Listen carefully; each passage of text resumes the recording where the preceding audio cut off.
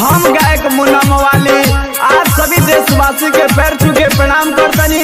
आज भागलपुर के एगो लड़का बा जेकर सोनू कुमार नाम बा, उनके बारे में थोड़ा सा चर्चा करे के बाटे।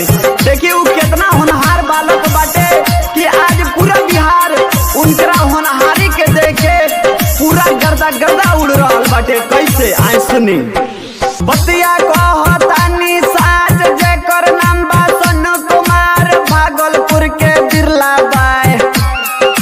नीतीश कुमार से मिलले जाई, शिक्षा के भीख मंगले भाई। आईएएस बन के देहब दिखाई, भ्रष्टाचार के देहब मिटाई। हमरो बतिया सुनी चाचा, लइकन के शिक्षा चाहिए अच्छा।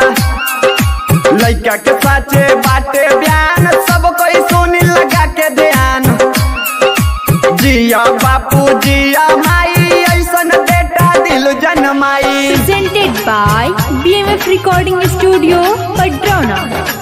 जिया बापू जिया माई, ऐसन बेटा दिल जनमाई। शिक्षा प्रशासन के करी सुधार, तबे सुधरी अपन बिहार। लइका के तोहर करे गोहार, लइका के अंदर बाटे जोश, सब कर सुन के उड़ल बा होश।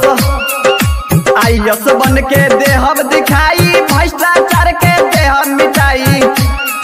लइकन के साचे बाटे बयान, सब कोई सुनी लगा के ध्यान। जिया बापू जिया माई, ऐसन बेटा दिल जनमाई। Presented by BMF Recording Studio, Padrona। जिया बापू जिया माई, ऐसन बेटा दिल जनमाई। बिहार के लइका बाटे हीरो, एकरा आगे सब कोई जीरो। आगे चल के पीछे न फिरो। नीतीश चाचा उपाय लगाई, जल्दी से इनकर नाम लिखाई।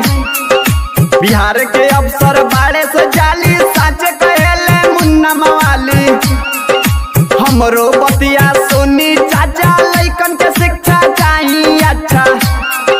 लइका के साचे बाटे